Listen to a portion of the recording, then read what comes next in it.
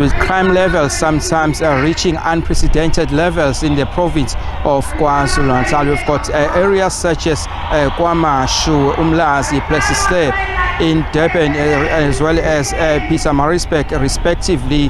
There's been a high crime rate in those areas, while the province of KwaZulu-Natal, led by the Premier of the province, Nomusa Dube, is today launching and also handing over 95 cars, especially for the structures. Those are the crime fighting units that are found within various communities in the province of KwaZulu-Natal, so that they can address the issue of crime. We've got areas which are leading in terms of rapes and petty crimes, some of them, as well as the killings or the murders. Just yesterday, or even from Wednesday, there was the killing of 9 suspects who were believed to be plotting a hit on someone. So those criminals were taken down by police. We're going to talk to the community structures now that are involved on the ground, trying to ensure that they do put measures in place.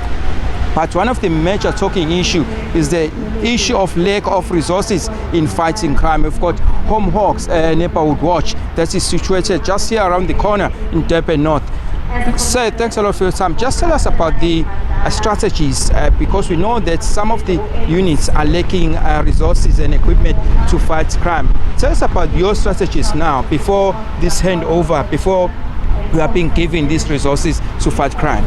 Yeah, so I think the lack of resources is probably the single biggest issue that our communities in relation with the SAPs to fight crime is the biggest problem. So the lack of resources, what we're having to do is go to the communities and ask them and assisting to provide funding to assist us in helping fight crime. So that's probably the single biggest issue that we have on the ground. Yes. Tell us about the crime that is usually being experienced by your community in Durban North.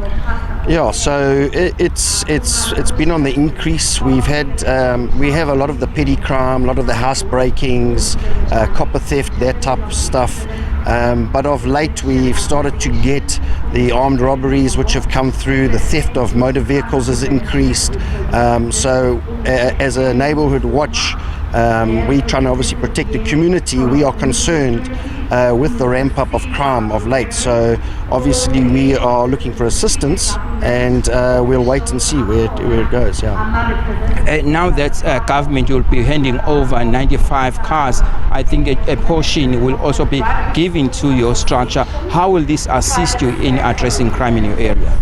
Yeah, like I said, because of the lack of resources we've had, if we do get handed over paraphernalia, vehicle, whatever it may be, to assist from the government to fight crime, then obviously that is what we're looking for. So it'll be fantastic to try and assist in fighting crime in our area.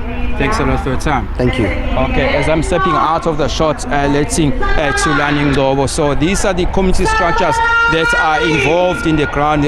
On the other side are the vehicles, 95 vehicles, including sedans as well as 4x4. And due to the terrain in KwaZulu-Natal, that's why they are putting in 4x4s. That will be prioritized according to the top 20 stations which have got a high crime rate, especially here in Durban, which has got high crime rates. It has got places such as KwaMashu, Inanda, that are also known as the crime capital in South Africa. So that's the situation here in KwaZulu-Natal, with the Premier of KwaZulu-Natal, Nomusa Dube, handing over 95 cars to the community structures as well. That will also be including the clothing as well.